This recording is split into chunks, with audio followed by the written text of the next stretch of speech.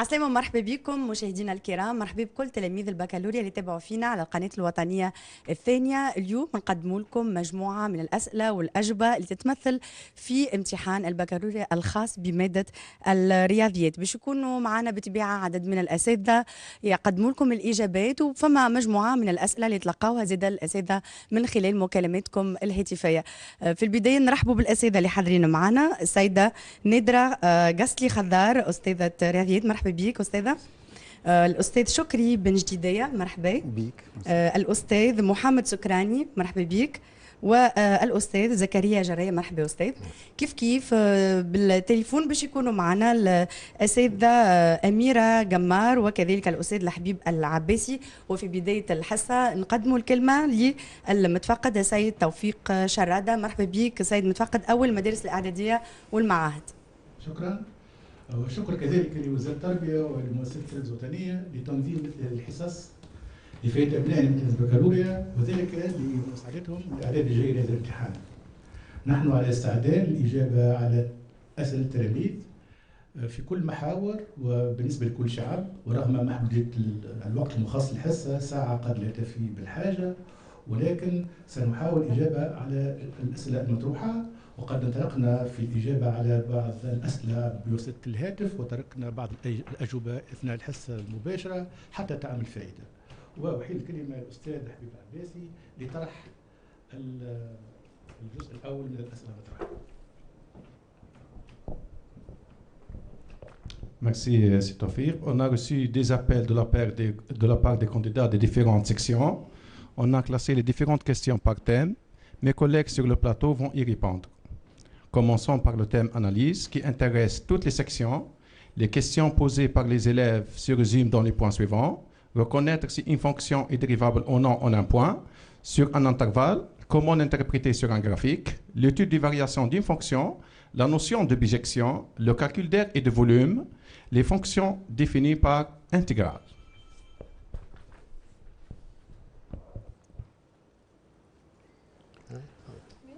Bon, merci, c'est Habib. Bon, je vais passer au tableau pour répondre à ces exercices, à ces questions. Pour cela, nous allons choisir une fonction où on va faire intervenir a priori toutes ces questions-là. Je vais prendre la fonction f définie par f de x égale racine de x exponentielle moins x, avec x appartenant à 0 plus l'infini.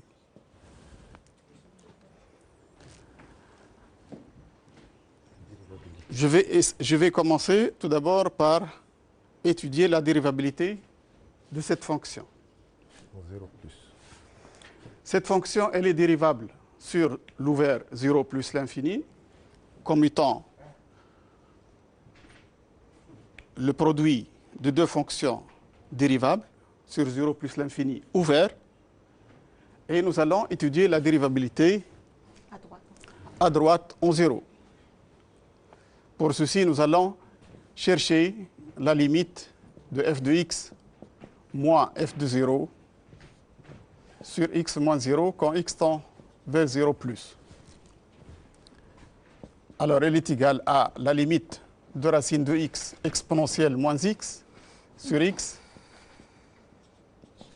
égale limite de exponentielle moins x sur racine de x quand x tend vers 0 plus égale à plus l'infini.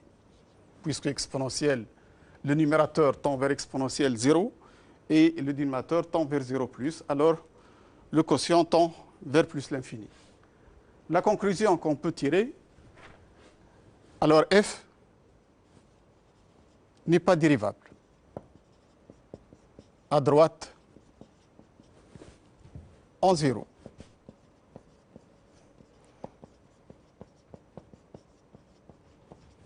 Et comme interprétation, je peux dire que la courbe C de f admet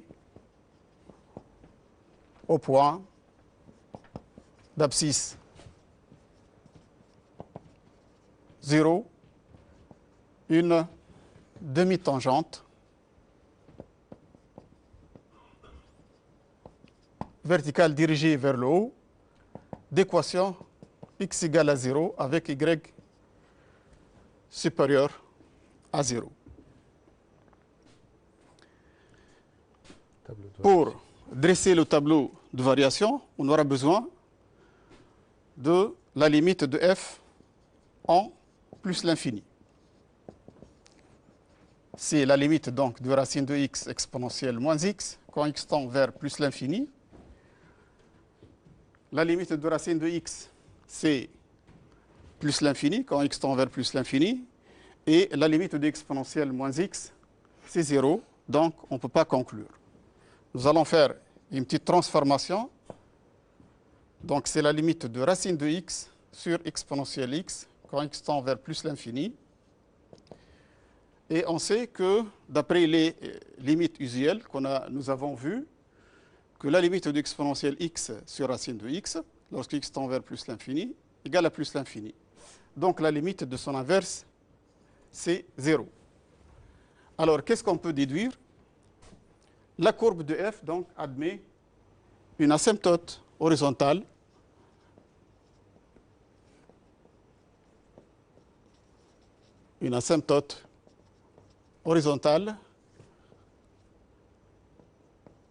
d'équation y égale à 0, en plus l'infini, bien sûr. Bon, maintenant, on va chercher la fonction dérivée. F étant dérivable sur l'ouvert 0 plus l'infini, donc on peut chercher sa fonction dérivée. F' de x, donc c'est 1 sur 2 racine de x exponentielle moins x moins racine de x exponentielle moins x. Bon, si nous allons réduire au même dénominateur, c'est donc 1 moins 2x sur 2 racines de x exponentielle moins x. Le signe de f', c'est donc le signe de 1 moins 2x, vu que exponentielle moins x, c'est positif strictement, et aussi 2 racines de x. 1 moins 2x, il s'annule en 1 demi. Voilà le tableau de variation. Entre 0 et 1, donc la dérivée est positive. Et entre 0 et 1 demi, la dérivée est positive. Et après 1 demi, elle est négative. L'image de 1 demi, c'est 1 sur racine de 2e.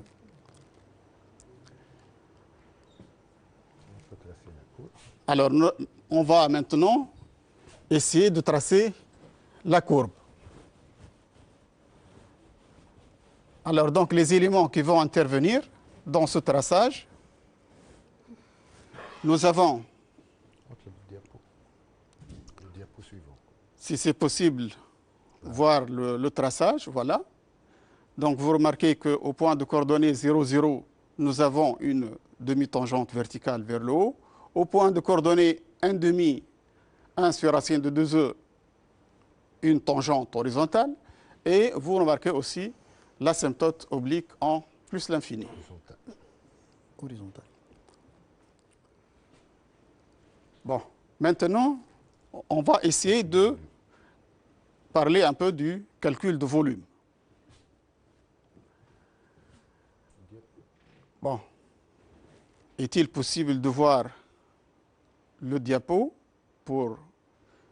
Voilà, nous allons prendre une partie de la courbe sur l'intervalle 1 demi 1. L'arc de cette courbe-là, lorsqu'on va le faire tourner autour de l'axe des abscisses, donc il va engendrer un solide.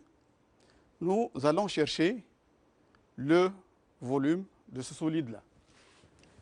Vous savez que le volume, il est défini par la formule pi fois intégrale entre 1 demi et 1 de f carré de x dx.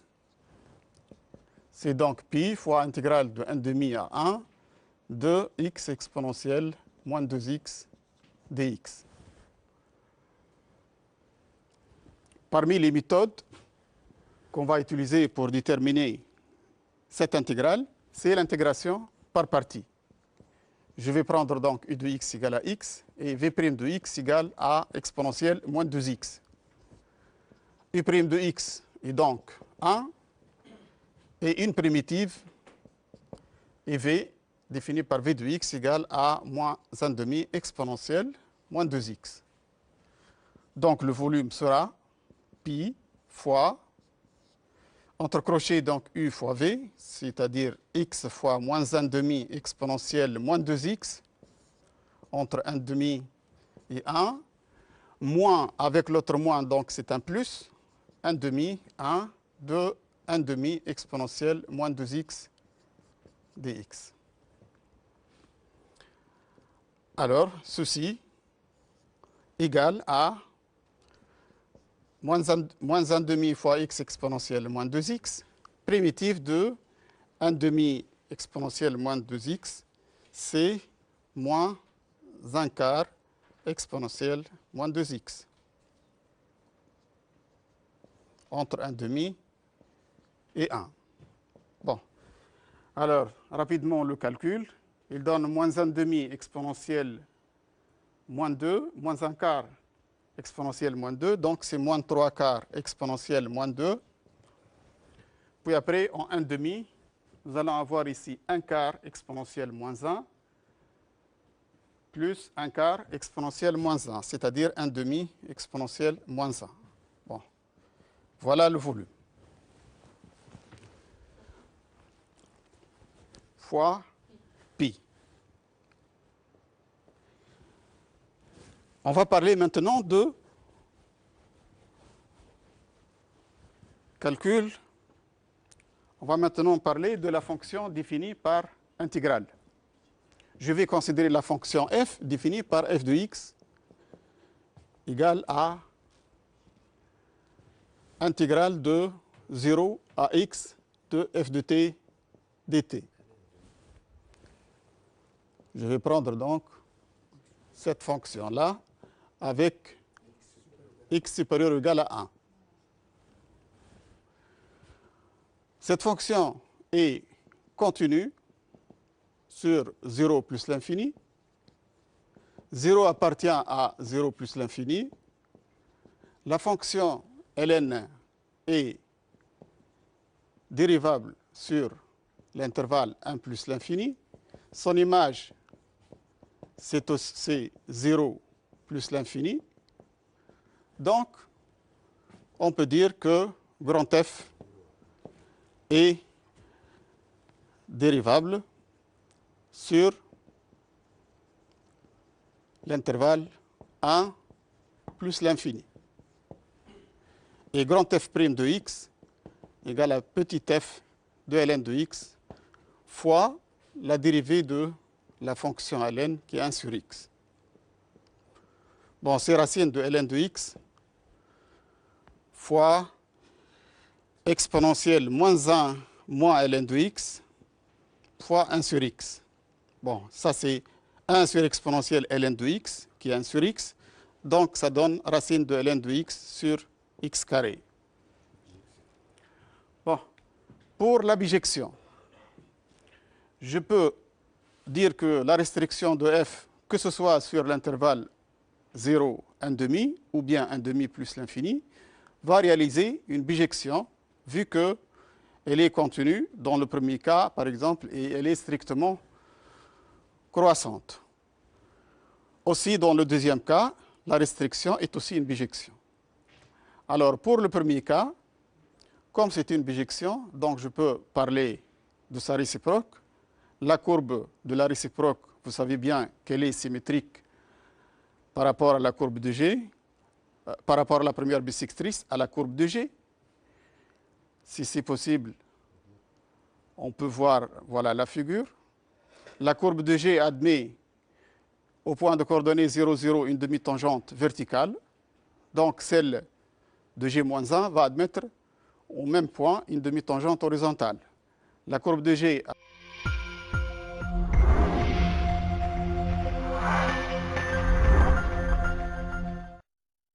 حان الآن موعد أذان صلاة العصر حسب التوقيت المحلي.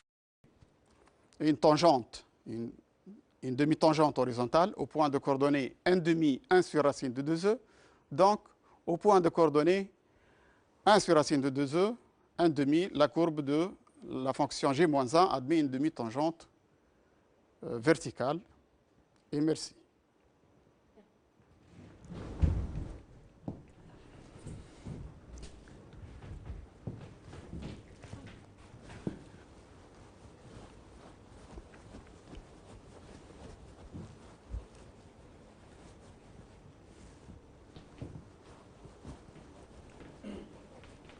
Téléphone, Alors, oui.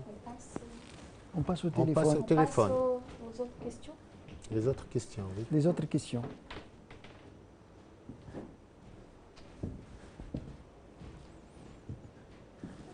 Ouais. Les élèves de plan et leurs questions concernent essentiellement la nature et les éléments caractéristiques d'un déplacement, d'un antidéplacement ou d'une similitude en partant d'une configuration. Nos collègues vont répondre à cette question. Bon, merci. Merci, madame. Alors, concernant les isométries, il y en a deux. Il y a deux types d'isométrie, les déplacements et les antidéplacements. Pour les déplacements, il y en a deux. Pour les déplacements, il y en a trois. L'identité du plan, les rotations d'angle non nul et les translations de vecteurs non nuls. Les antidéplacements, il y en a deux. Les symétries orthogonales et les symétries glissantes. Donc, pour répondre à vos questions, on va se baser sur un support. Alors, si vous permettez, on va voir l'énoncé d'un exercice. On va voir ensemble sur l'écran. Allez-y, voilà. Alors, on va lire au fur et à mesure, faute de temps. Le plan est orienté dans la figure suivante. OABC est un carré de centre I. DAO est un triangle rectangle isocèle en A et E, le milieu du segment OD. Alors, on va voir les questions, s'il vous plaît. Il s'agit de donner la nature et les éléments caractéristiques de chacune des applications suivantes. On va commencer par la rotation de centre A d'angle pi sur 2, rond la rotation de centre C et d'angle pi sur 2. On va donner les questions au fur et à mesure. Pour cela, je vais reprendre à la main la figure pour pouvoir... Alors, on a un carré OABC, un triangle rectangle isocèle en A, DAO, I étant le centre du carré et E le milieu du segment OD. Donc, pour la première question, la composée de la rotation de centre A d'angle pi sur 2 rend la rotation de centre C et d'angle pi sur 2. Et là, on a la composée de deux rotations dont la somme des angles est pi. C'est donc une rotation d'angle pi et on sait donc que c'est une symétrie centrale. Pour déterminer son centre, il suffit d'un point et son image. Donc, on va commencer par, je vais appeler F cette transformation. Alors, pour voir l'image d'un point, reprenons le carré. De préférence, on va choisir le point O. Parce que là, on va commencer par l'image, par la rotation. Alors, regardons la figure. De centre C d'angle pi sur 2, on voit qu'elle transforme O en B.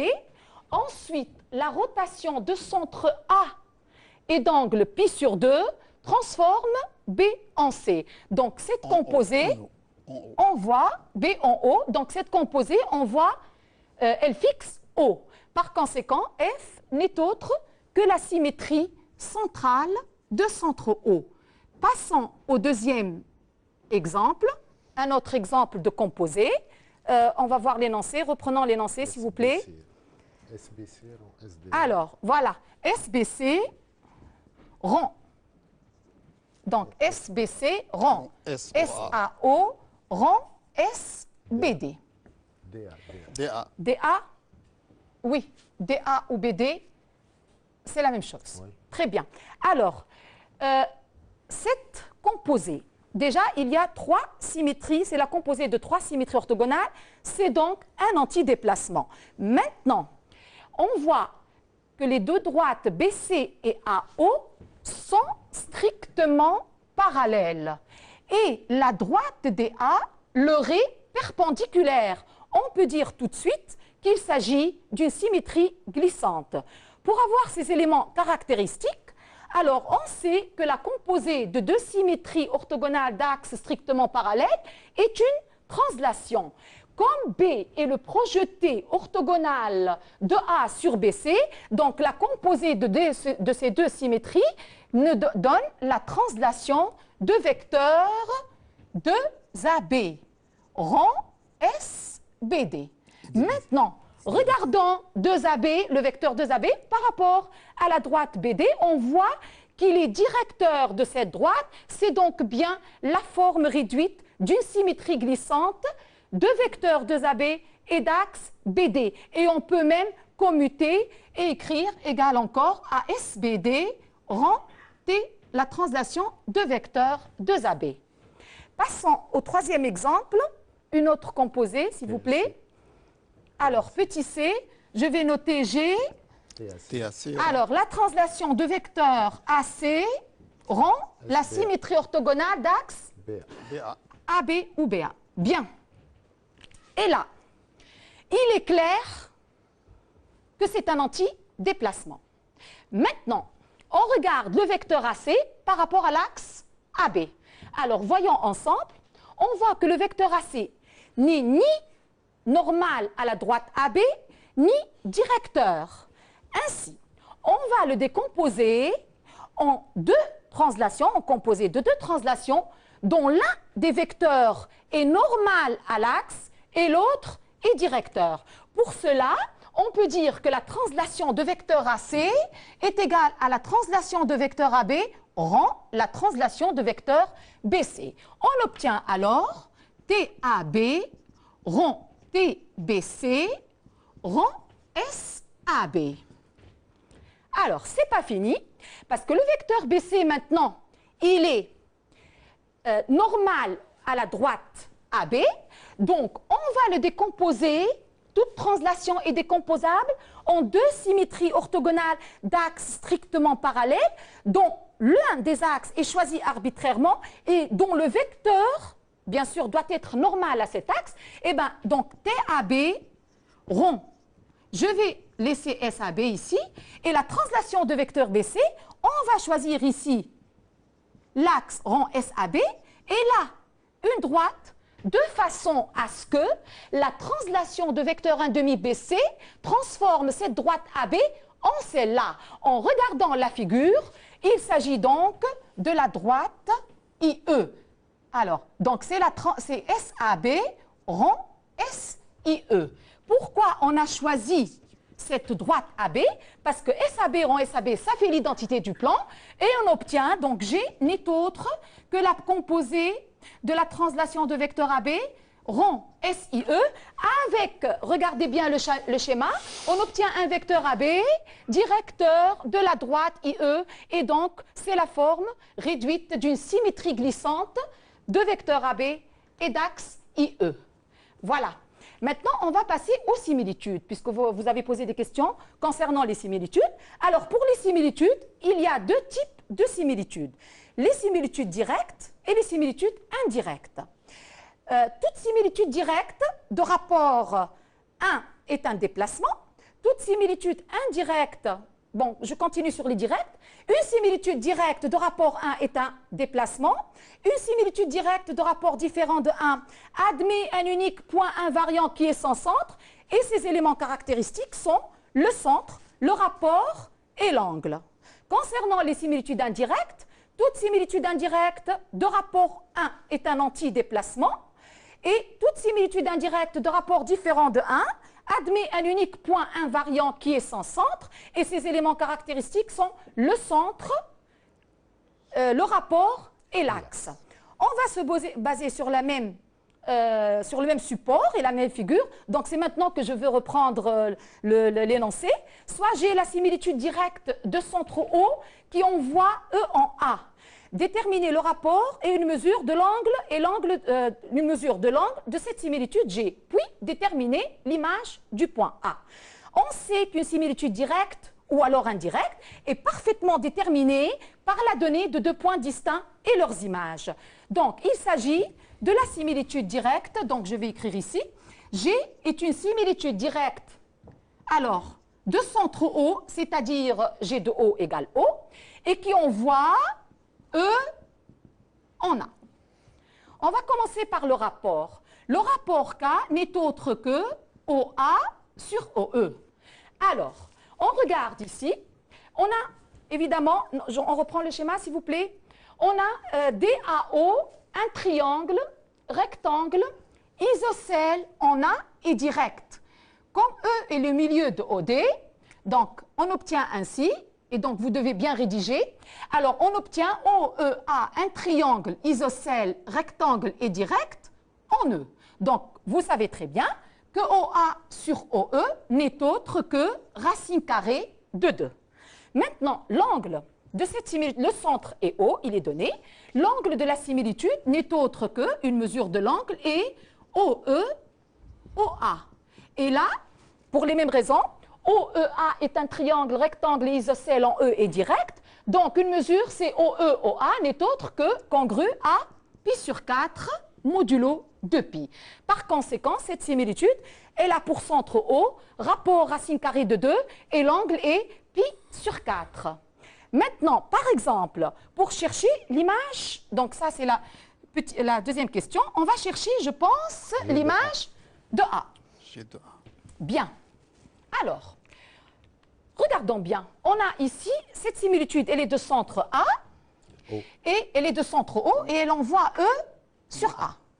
Ce triangle, il est rectangle et isocèle en E, donc on voit bien que là aussi c'est un triangle rectangle et isocèle en A, donc l'image de A va être le point B. Alors par exemple, on peut écrire pour chercher l'image de A, alors je vais effacer ici, il suffit de vérifier que le rapport est racine carrée de 2 et l'angle. Donc, on va vérifier que OB sur OA est égal à racine carrée de 2, ce qui est vrai, vous voyez, parce que le triangle OAB est un triangle rectangle isocèle en A est direct, et l'angle aussi OAOB est congru à pi sur 4 modulo 2pi. Ceci équivaut à écrire que G de A est égal à B. Bien sûr, ça c'est une manière. On peut voir aussi les choses autrement. On a déjà G, je vais mettre ma liste, G transforme fixe O. Elle envoie E, une remarque ici, E en A, et je vais voir par exemple l'image de A que j'appellerai A'. Maintenant, regardons ce que forment les points OEA. Alors, revoyons ici, OEA est un triangle rectangle et isocèle en E est direct. Donc, son image va être un triangle, c'est-à-dire OAA', est un triangle isocèle et rectangle en A est direct, car la similitude directe conserve les rapports des distances et change les mesures des angles orientés en leur opposé.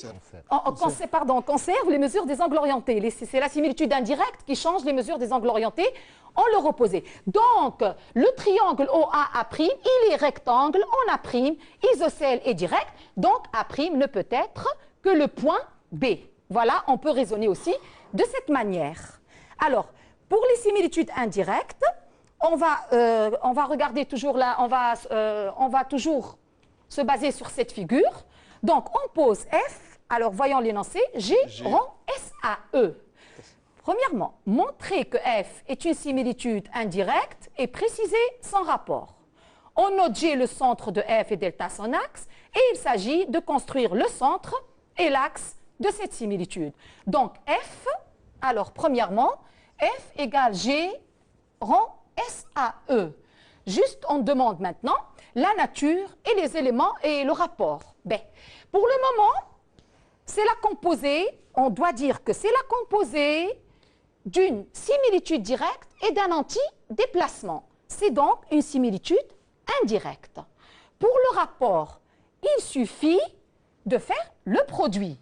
Le produit de ces rapports, ça fait racine carrée de 2 fois 1 parce que ça, c'est un antidéplacement, et un antidéplacement a pour rapport 1, donc ça fait racine carrée de 2, et racine carrée de 2 est différent de 1. Maintenant, c'est donc une similitude indirecte qui n'est pas un antidéplacement. Pour construire le centre, c'est petit b, c'est ça, on va déterminer le centre et l'axe. Alors, concernant le centre, voilà, on a juste F égale G rang SAE. Donc, on va essayer de déterminer deux points distincts et leurs images par F. Alors, comme ici, on a SAE, on va voir par exemple F de A. Et F de A est égal à G rang SAE de A. Ce qui donne G de A, et G de A a donné B. G, c'est la similitude directe qu'on a vue tout à l'heure.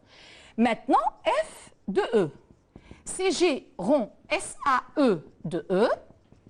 C'est donc G de E. Et G de E, voilà, c'est A. En fin de compte, on a F de A égale B et F de E égale A. Voilà. Maintenant, on a donc F de A égale B, F de E égale A. Et c'est une similitude indirecte. Et on voit bien que A est en image et en antécédent. On peut tout de suite penser à un théorème qui dit que quand on a F une similitude indirecte de centre oméga de rapport K et d'axe delta, alors F rang F n'est autre que l'homotétie de centre oméga et de rapport K au carré. Donc on profite ici et on a F rang F de A va donner B et F de E plutôt donne A et A donne B. Donc F rang F de E va donner B et F rang F et l'homotétie de centre G qu'on est en train de chercher et de rapport racine de 2 au carré, c'est-à-dire 2, on voit E en B. Ainsi, on va voir GB, c'est une homothétie, donc vecteur GB est égal à 2 fois G, vecteur GE, ou encore G, c'est le barycentre des points pondérés B1, E moins 2, d'où la construction du point G. Et G d'ailleurs, puisque GB égale à 2GE, G va être, et on va voir ça tout à l'heure sur l'écran, G va être le symétrique de B par rapport à E. G va être le symétrique de E, de B par rapport à E. Ça, c'est le point G. Pour l'axe maintenant.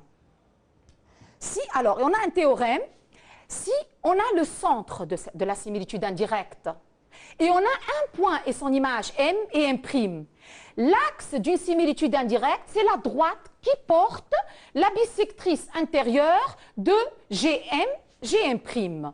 Puisqu'on a l'image, je vais choisir par exemple l'image de A est égale à B, et on a déjà construit le point G, vous le voyez sur la figure. Alors l'axe delta n'est autre, vous voyez bien sur la figure, la bisectrice, on peut revoir la figure s'il vous plaît, la bisectrice intérieure de l'angle GA-GB, d'où la construction de delta. Et merci pour votre attention, j'espère avoir répondu à vos attentes vu le temps qui m'a été allié. Voilà.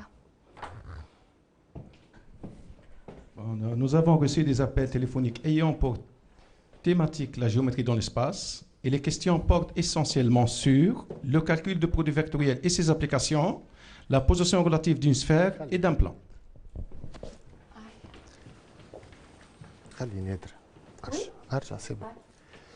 Bien, je vais tout d'abord commencer par vous rappeler de la définition du produit vectoriel de deux vecteurs de l'espace. Voilà donc la définition sur l'écran. Donc, si deux vecteurs U et V en même direction, alors leur produit vectoriel est le vecteur nul, c'est-à-dire ils sont collinéaires, alors leur produit vectoriel égale le vecteur nul. Sinon, le vecteur produit vectoriel, W, il vérifie trois conditions. Il est tout d'abord normal ou bien orthogonal à U et à V en même temps. La base UVW est une base directe. Et pour la norme de W égale norme de U fois norme de V fois sinus alpha, où alpha est une mesure en radian de l'angle géométrique déterminé par deux représentants de même origine des vecteurs U et V. Pour mieux comprendre cette définition, on va voir la figure. Le diapo suivant, s'il vous plaît. Alors oui, la figure. Il n'y a pas de figure? Voilà. Alors, voilà, donc le vecteur U est en bleu, le vecteur V est en vert, et comme vous voyez, le vecteur produit vectoriel de UV est le vecteur en rouge. Bien, si maintenant on munit l'espace d'un repère orthonormé direct OIJ, la définition suivante, le diapo suivant, oui, voilà. Donc, si U a pour composante ABC et V a pour composante A'B'C', alors les composantes du produit vectoriel U et V, la première composante, c'est le déterminant de BC et B'C'. La deuxième, et il faut faire attention ici, la deuxième, c'est le déterminant de A'C' AC et non pas AC A'C'. Et puis, la troisième composante, c'est le déterminant de AB A'B'. Pour mieux comprendre ça, donc je vais faire un exemple maintenant sur le tableau. Si on considère un cube A, B, C, D, E, F, G, H, voilà par exemple un cube, ben, le stylo, je vais changer le stylo, voilà donc un cube d'arête 1, voilà, A, B, C, D, E, F, G, H. Bien. Si on vous demande de déterminer le produit vectoriel des vecteurs EH, HE et BC par exemple, alors ici la réponse immédiate, c'est le vecteur nul puisque les deux vecteurs sont collinéaires. Donc HE vectoriel BC, c'est le vecteur nul directement. Si maintenant on vous demande de déterminer le produit vectoriel des vecteurs CG, CF vectoriel CG, je crois en rouge, il est plus clair, voilà. Alors, ces deux vecteurs, CF vectoriel CG. Donc, on peut voir sur la figure ici que le vecteur CD est un vecteur qui est orthogonal à la fois à CG et à CF.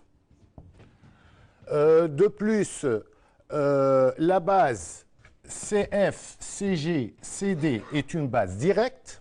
Si maintenant on va calculer norme de CF fois norme de CG fois cosinus, fois sinus, pardon, l'angle FCG. L'angle FCG est une angle, c'est l'angle, ça vaut pi sur 4, puisque CGFB est un carré. Alors on obtient facilement, donc CF c'est racine carrée de 2 fois 1 fois racine carrée de 2 sur 2, ça donne 1. Donc on en déduit que le vecteur CD est le vecteur produit vectoriel de CF et CG. Maintenant, si on veut retrouver ce résultat par le calcul, on peut munir l'espace du repère orthonormé direct AB, AD, AE. Voilà, ici le repère.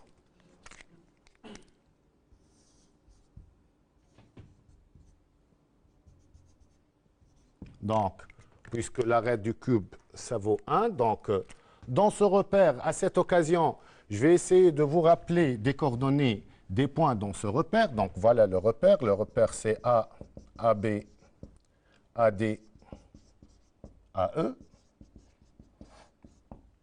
Donc le point A, c'est l'origine du repère donc, de coordonnées 0, 0.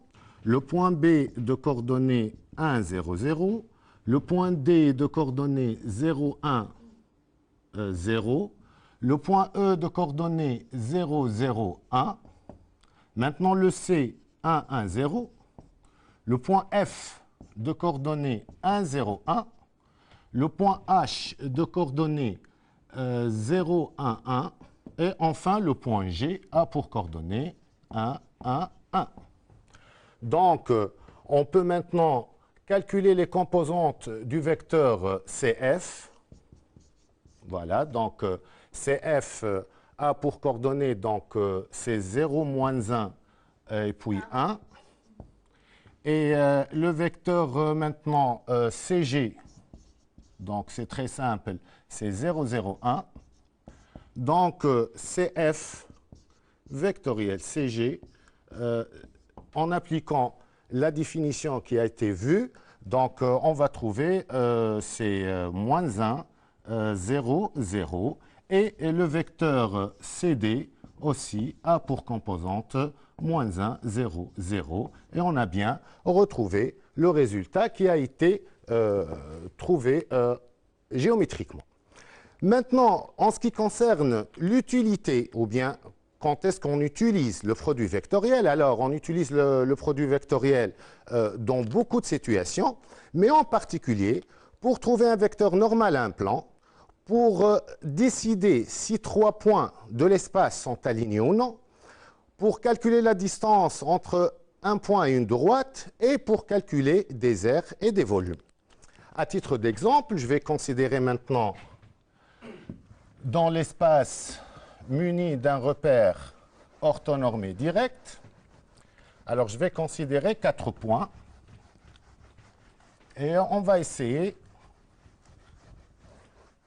Alors je considère donc le point A par exemple de coordonnées 1, 0, 1, le point B de coordonnées 1, 1, 0, le point C de coordonnées 0, 2, 1, et enfin le point I de coordonnées 0, 1, 1. Si maintenant on vous demande par exemple de montrer que les 3 points A, B et C déterminent un plan dont on déterminera une équation cartésienne, et de vérifier que le point I n'appartient pas à ce plan. Pour donc montrer que les 3 points A, B et C déterminent un plan, il suffit de montrer que ces 3 points ne sont pas alignés, c'est-à-dire le produit vectoriel des vecteurs AB vectoriel AC doit être différent du vecteur nul. Donc, on peut vérifier facilement par le calcul que le vecteur produit vectoriel de AB à AC a pour composante 2, 1, 1 et 2, 1, 1 différent du vecteur nul. Ainsi, les points A, B et C ne sont pas alignés. Par conséquent, ils déterminent nécessairement un plan P. Ce vecteur que je vais nommer N, AB vectoriel AC, donc on a utilisé ce produit vectoriel pour montrer que les 3 points ne sont pas alignés.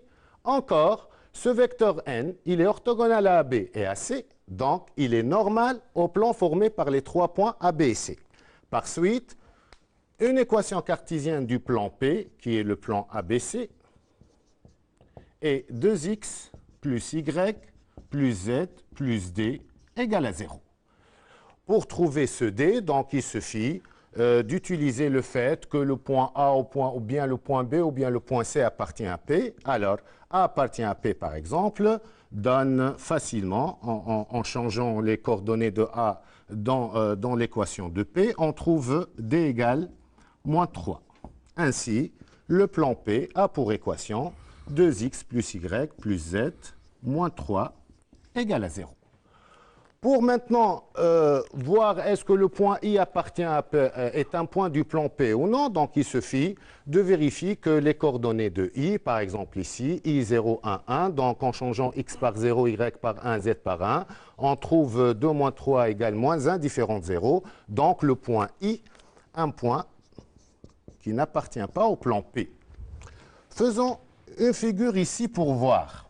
Donc comme les 3 points ne sont pas alignés, et ABC, donc ils forment un plan, et le point I n'appartient pas à ce plan P.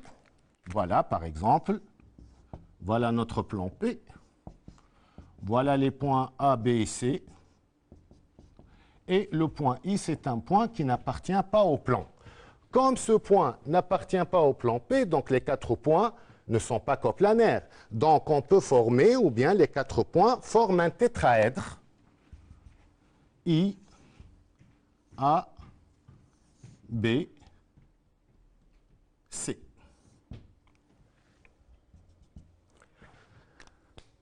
On peut maintenant calculer le volume de ce tétraèdre. Donc, pour calculer le volume de ce tétraèdre, donc on va appliquer la formule connue, la formule de volume, donc V, le volume de tétraèdre IABC égale bien sûr 1/6 valeur absolue de AB vectoriel AC scalaire AI.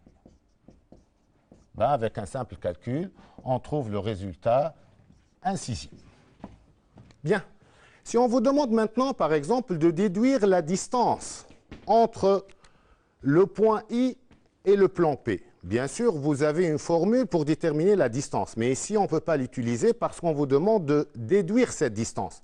Comme vous voyez sur l'écran, donc la distance du point I au plan P, ce n'est que la longueur de la hauteur issue de I dans le tétraèdre IABC. Et puisqu'on a déjà calculé le volume de ce tétraèdre qui vaut 1/6, et on sait très bien que ce volume égale aussi 1/3 fois l'aire du triangle ABC fois la hauteur, c'est-à-dire fois la distance de I à P. Ainsi, on peut déduire donc que la distance de I à P égale donc, voilà, donc 3 fois volume, 3 fois le volume sur l'aire du triangle ABC.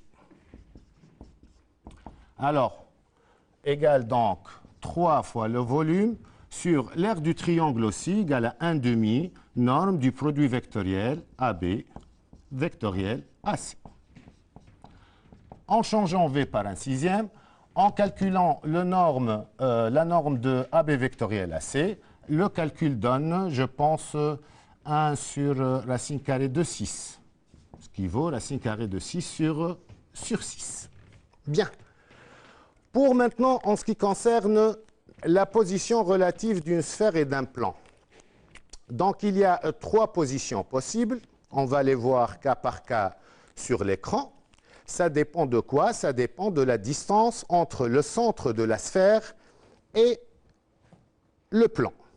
Donc, quand vous voyez sur l'écran, voilà le premier cas. Si la distance entre le centre de la sphère, qui est I, et le plan P est supérieure strictement au rayon de la sphère, alors l'intersection, c'est le vide.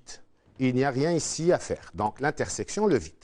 Le deuxième cas, si la distance entre le centre de la sphère et le plan P égale à R, alors maintenant l'intersection de S et P est un unique point H. Ce point, il est... Non, on peut revenir. Voilà. Donc ce point H, c'est le projeté orthogonal du centre de la sphère I sur le plan. Comment on trouve ce point? Alors c'est l'intersection de la droite perpendiculaire au plan P passant par I et le plan, c'est-à-dire le point d'intersection de la droite passant par I et dans un vecteur directeur et un normal AP. Le troisième et le dernier cas, donc maintenant si la distance entre I et P est inférieure à R, inférieure au rayon, dans ce cas l'intersection est un cercle, comme vous voyez le cercle en rouge, voilà, c'est un cercle de centre. Le point H aussi, c'est le projeté orthogonal de I sur le plan, et de rayon petit r égale racine carrée de grand R carré moins D carré.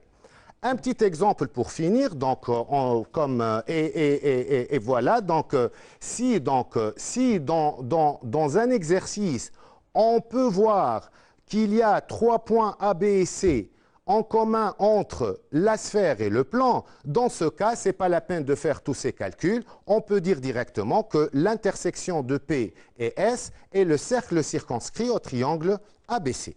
Comme application ici, donc si on veut par exemple, revenons à notre cas, à notre tétraèdre, si on veut déterminer la sphère, une équation cartésienne de la sphère de centre I est tangente au plan P, donc le centre est connu, donc une équation cartésienne de cette sphère, c'est x carré, puisque I a pour coordonnées 0, 1, 1, x carré, plus y moins 1 au carré, plus z moins 1 au carré égale r au carré. Or, le rayon de cette sphère, pour qu'elle soit tangente, et il faut que le rayon soit égal à la distance entre I et P, c'est-à-dire racine de 6 sur 6 au carré est égale à 1/6.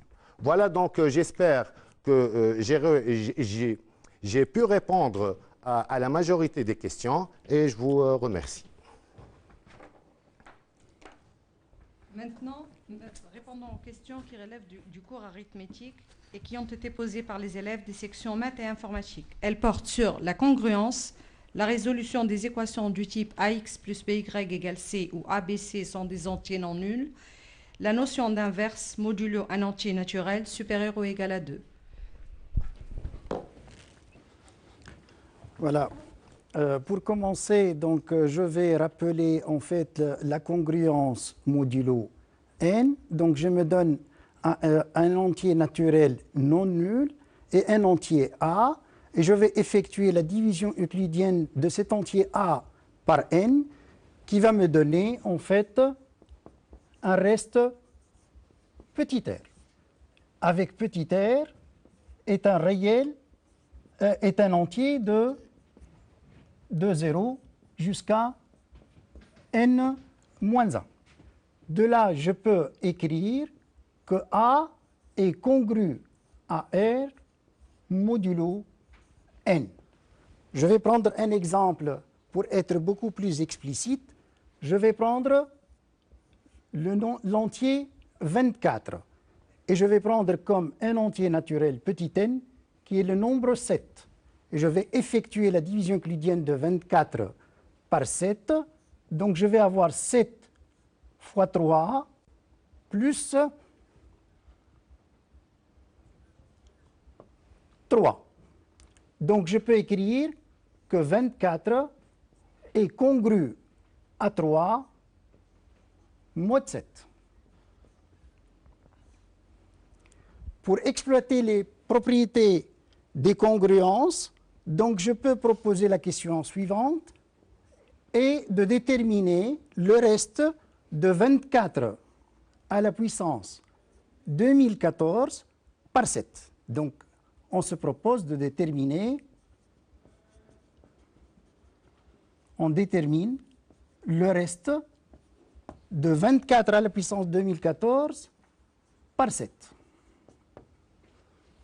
On a déjà écrit que 24 est congru à 3 mod 7. Je peux écrire alors, en exploitant les propriétés sur les congruences, que 24 à la puissance 2014 n'est autre que 3 à la puissance 2014 mod 7. Donc je me ramène en fait à un problème qui est le suivant, et de déterminer les différents restes de 3 à la puissance m par 7. Je vais commencer par m est égal à 1. Donc je peux écrire que 3 à la puissance 1, c'est 3 mod 7. 3 à la puissance 2, en fait c'est 9. Et le reste, dans la division euclidienne par 7, c'est 2. Je continue. Donc 3 à la puissance 3 n'est autre que 2 fois 3, donc ça fait 6 mod 7. 3 à la puissance 4, 3 fois 6, ça fait 18. Et le reste, c'est 4. 3 à la puissance 5, c'est 12, donc c'est 5 le reste. Et 3 à la puissance 6, c'est congru à 1 mod 7. Et ce résultat est attendu même si on exploite le théorème de Fermat, étant 7 est un nombre premier, et 3 à la puissance p-1 est toujours congru à 1 mod 7, sachant que 3 et 7 sont premiers entre eux. De là, je peux déduire que 3 à la puissance 6k est congru à 1 mod 7. Je peux prendre comme exemple, par exemple, 3 à la puissance 6k plus 4 est congru à 4 mod 7. Donc je suis ramené à diviser 2014 par 6 et je vais déterminer le reste. 2014,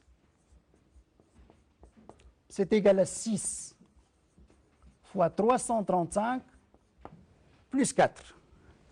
Donc de là, je peux exploiter ce résultat en fait pour dire que 3 à la puissance 2014 n'est autre que 4 mod 7. Et le reste, en fait, de 24 à la puissance 2014 par 7 est égal à 4. Je passe brièvement maintenant à l'équation de type AX est égal à C congru à C mod B. Pour cela, je vais prendre un exemple. 5x congru à 3 mod 7. 5 et 7 sont premiers entre eux. Donc, il existe U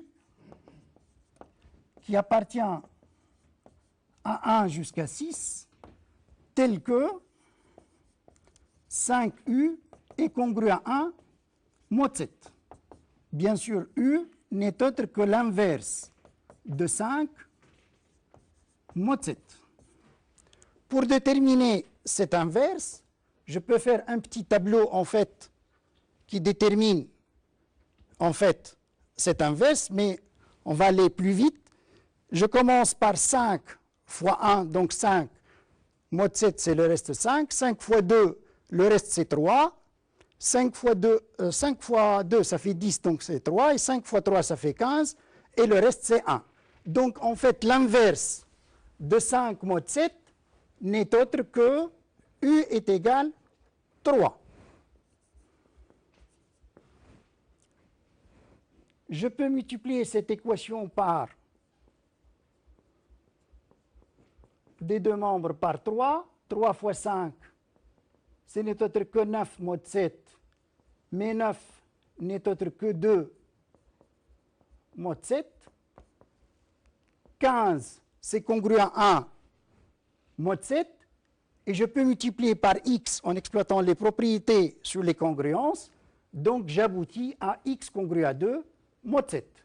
Donc, je peux écrire que x est égal à 2 plus 7k, avec k éléments de z. Maintenant, il suffit de vérifier que x est égal à 2 plus 7k.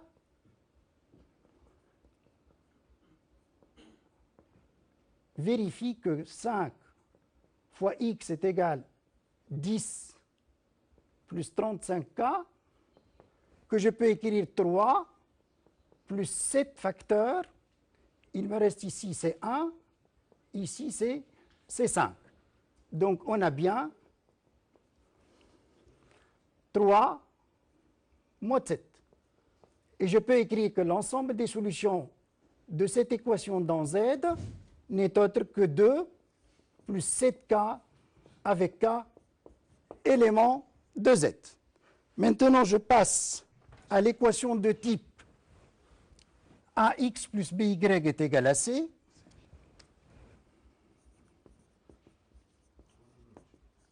Et je rappelle en fait que a, b et c, ce sont des entiers.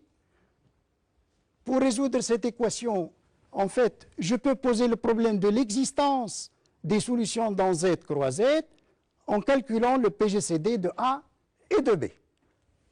Si je note le PGCD de A et de B est égal à D, et j'essaie de contrôler que D divise C pour que l'équation admet des solutions dans Z croix Z. Je prends l'équation comme exemple, 5x moins 7y est égal à 3. Pour cela, je calcule le PGCD de 5 et 7. En fait, c'est égal à 1. Et 1 divise 3. Donc, cette équation admet des solutions dans Z croix Z. Mais pour résoudre cette équation, je vais commencer par une solution particulière. Pour cela, je vais exploiter la recherche de 5x congru à 3 mod 7. Donc cette équation, je peux la ramener en fait à 5x congru à 3 mod 7 par une simple implication pour la recherche d'une solution particulière. Je peux profiter en fait, pour k est égal 0, je peux avoir comme solution particulière x0 est égal à 2. Et un peu de calcul, en fait, en remplaçant x par 2, je vais avoir y0 est égal à 1. Donc le couple 2, 1 est une solution particulière de cette équation E.